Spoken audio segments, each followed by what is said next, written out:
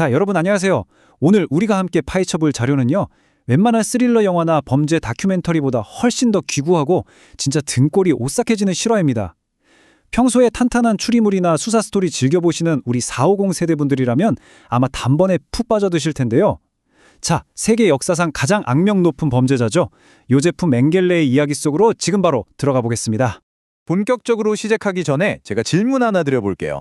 수만 명의 목숨을 앗아간 이 최악의 전범이 도대체 어떻게 무려 수십 년 동안이나 전 세계의 눈을 피해 도망 다닐 수 있었을까요? 그리고 더 놀라운 건요. 이미 죽어서 땅속에 묻혀있던 사람을 현대과학이 도대체 어떻게 무덤 밖으로 끄집어내서 기어코 심판대 위에 세웠냐는 겁니다. 오늘 우리는 이 숨막히는 추격전과 법의학의 짜릿한 승리를 한번 추적해 볼 겁니다. 먼저 이 사람의 출신 배경을 딱 보면요. 아주 극명한 대비가 보입니다. 맹겔레는 1911년에 아주 부유한 공장장의 장남으로 태어났어요. 미넨 대학교에서 인류학이란 의학, 무려 2개의 박사학위를 취득한 그야말로 초엘리트였죠.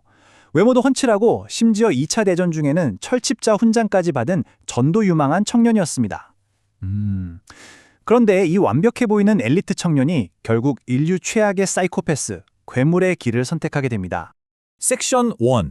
하얀 가운을 입은 괴물입니다. 때는 1943년, 인류 최악의 지옥이라 불리던 아우슈비츠 수용소입니다. 도대체 무엇이 이 엘리트 청년을 이곳의 괴물로 만들었을까요? 바로 인종위생학 때문이었습니다. 이게 뭐냐면요. 우월한 유전자만 남기고 열등한 유전자는 싹 다 없애버려야 한다는 당시 나치 독일을 완전히 휩쓸고 있던 아주 뒤틀린 사이비 과학이었어요. 맹겔레는 이 미친 이데올로기에 그야말로 푹 빠져버렸고요. 아우슈비츠를 자기만의 끔찍한 연구를 마음껏 펼칠 수 있는 완벽한 실험실로 여겼던 겁니다. 수용자들이 탄 기차가 플랫폼에 딱 도착하잖아요? 그러면 맹겔레는 하얀 가운을 입고 오페라 아리아를 막 흥얼거립니다. 그러면서 지휘봉 하나로 이 사람들을 가스실로 보낼지 아니면 노역장으로 보낼지 생사를 자기 마음대로 갈랐어요. 근데 여기서 진짜 소름 돋는 포인트가 뭔지 아세요? 그가 아이들한테 다가가서 사탕을 지어주며 아주 다정하게 맹겔레 삼촌 행세를 했다는 겁니다. 이 친절하고 부드러운 미소 뒤에는 인간을 그냥 실험실의 쥐로밖에 보지 않는 엄청나게 섬뜩한 기만이 숨어 있었던 거죠. 그의 행적을 자세히 들여다보면 정말 참담하다는 말밖에 안 나옵니다. 아리안의 출산율을 2배로 늘리겠다면서 쌍둥이들한테 광기에 가까운 집착을 보였거든요. 마취도 없이 장기를 적출하는 건 기본이고요.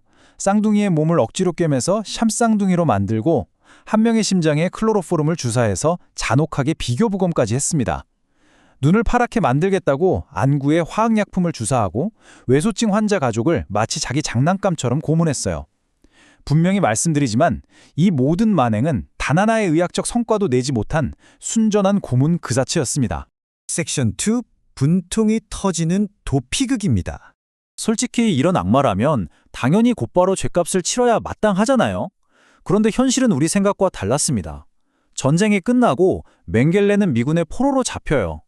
당시 나치 친위대, 그러니까 SS 대원들은 겨드랑이에 혈액형 문신이 딱 새겨져 있어서 식별하기가 아주 싫었거든요. 근데 여기서 기가 막힌 사실이 하나 나옵니다. 맹겔레가 엄청난 나르시시스트였다고 해요. 그래서 자기애가 매끄러운 피부에 흠집을 낼 수 없다면서 평소에 문신을 끝끝내 거부했던 겁니다. 결국 이 어처구니 없는 허영심 덕분에 자기가 SS 대원이라는 걸 들키지 않고 미군의 감시망을 유유히 빠져나가 버립니다. 와, 참 진짜 아이러니하죠? 이후에 이어진 대담한 도피 행각을 보면 진짜 혀를 내두르게 됩니다. 1945년에 이른바 쥐구멍 라인이라는 도주로를 타고 아르헨티나로 도망치는데요. 조용히 숨어 지내기는커녕 1950년엔 아예 자기 본명으로 당당하게 여권을 발급받습니다. 심지어 유럽으로 여행을 가서 자기 남동생의 미망인과 결혼식까지 올리는 호사를 누려요. 아니 도대체 어떻게 이런 일이 가능했을까요?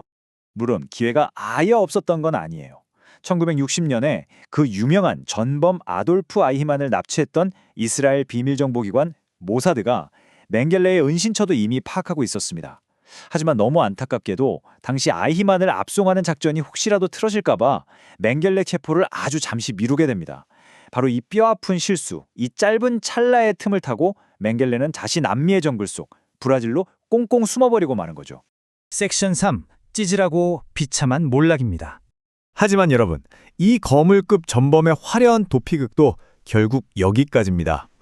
브라질에서 볼프강 게르하르트라는 가명으로 숨어 지내던 그의 말년, 이거 영화 쪽 멋진 악당의 최후랑은 거리가 한참 멉니다. 현상금 사냥꾼한테 잡힐까봐 하루하루 극심한 편집증에 시달렸거든요. 이 사실 아시면 진짜 어이없으실 텐데 불안감을 도저히 못 이겨서 자기 콧수염을 계속 씹어 삼키는 강박증에 걸린 거예요. 그래서 뱃속에 어마어마한 털뭉치가 생겨가지고 장폐색으로 죽을 뻔하기까지 했습니다. 수만 명의 생사를 지휘봉 하나로 가르던 그 죽음의 천사가 콧수염을 파먹으면서 공포에 떠는 찌질한 늙은이로 전락해버린 겁니다. 그리고 1979년 그의 나이 67세, 브라질의 한 해변에서 수영을 하던 중에 뇌졸중으로 쓰러집니다. 네, 재판도 아니고요, 사형 집행도 아닌 그저 늙고 병든 도망자의 너무나도 쓸쓸하고 허무한 익사였습니다. 반성이라곤 단 1g도 찾아볼 수 없고 오직 자기 연민으로만 꽉 채워진 일기장 하나 달랑 남겨둔 채로 말이죠. 섹션 2. 무덤에서 끌어낸 과학입니다. 자, 근데 여러분, 이야기의 결말이 그냥 여기서 끝났다면 제가 오늘 이 자료를 들고 오지도 않았겠죠? 그가 죽고 6년이 지난 1985년 드디어 현대 법의학이 무덤 속에 처박혀 있던 그를 멱살 잡고 끌어올리기 시작합니다. 브라질의 한 공동묘지에서 발굴된 유골이 과연 맹겔레가 맞는지 확인하는 이 과정, 그야말로 소름 돋는 과학의 승리였어요. 법의학자인 리하르트 헬머가 두개골에 핀을 촘촘히 꽂고 맹겔레의 생전 사진을 딱 겹쳐보는 최첨단 비디오 중첩법을 씁니다. 게다가 이 유골의 뼈는 그의 죄를 고스란히 증명하는 화석이나 다름없었어요. 아우슈비츠 시절에 오토바이 사고로 다쳤던 골반, 그리고 평소 앓던 고질적인 부비동염이 남긴 광대뼈의 구멍, 이게 정확히 일치했던 거죠. 그리고 마침내 완벽하게 쐐기를 박는 마지막 기술이 등장합니다. 99.9% 바로 이 숫자입니다. 1992년에 DNA 지문 분석의 창시자인 알렉 제프리스 교수가 맹겔레의 유골과 그 아들의 DNA를 대조해서 99.9% 일치한다는 걸 과학적으로 완벽하게 증명해냅니다. 수십 년 동안 전 세계를 분통 터지게 만들었던 이 지긋지긋한 추격극에 마침내 과학이 확실한 마침표를 찍어버린 정말 짜릿한 순간이었습니다. 섹션 5. 카르마. 뿌린 대로 거두다. 흔히들 카르마, 뿌린 대로 거둔다고들 하잖아요. 우리는 맹겔레가 남긴 이 흔적들이 결국 어떻게 처리됐는지 한번 확인해 볼 필요가 있습니다. 사실 여기서 우리는 엄청난 역설을 하나 발견하게 돼요. 맹겔레 실험은 그냥 의학적으로 철저한 쓰레기였습니다. 근데 참 아이러니하게도 이 참혹한 결과물 때문에 환자의 자발적 동의를 절대적으로 요구하는 현대 생명윤리의 초석, 즉 뉘른베르크 강령이 탄생하게 됩니다. 인류 역사상 가장 어두운 악행 속에서 오히려 인류를 보호할 가장 강력한 윤리적 방패가 만들어진 셈이죠. 그렇다면 이 괴물의 육신은 대체 어떻게 되었을까요? 독일 정부도 심지어 그의 가족조차도 유골 인수를 단호하게 거부했습니다. 그래서 이 이야기의 결말이 전 정말 통쾌하게 느껴지는데요. 수만 명의 살아있는 사람을 도구로 취급했던 맹길레의 유골, 지금 브라질 상파울로 의과대학에 보관되어 있습니다. 뭐로 쓰이냐고요? 바로 학생들의 법의학 실습용 뼈 표본으로 쓰이고 있습니다.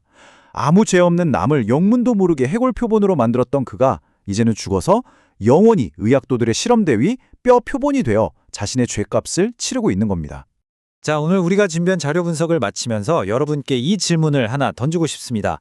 역사상 가장 끔찍했던 괴물들도 결국엔 진실을 밝히는 과학의 해부대 위에서 심판을 받게 되는 것은 아닐까요? 아무리 교묘하게 숨고 도망치려 발버둥 쳐도 뼈에 선명하게 새겨진 진실, 집요한 과학의 추적, 그리고 역사의 심판은 결코 피할 수 없다는 사실. 참 여러 가지를 생각하게 만드는 오늘이었습니다. 어떻게? 다들 흥미로우셨나요? 그럼 저는 다음번에도 훨씬 더 흥미진진하고 깊이 있는 자료를 싹 정리해서 여러분을 다시 찾아오겠습니다. 감사합니다.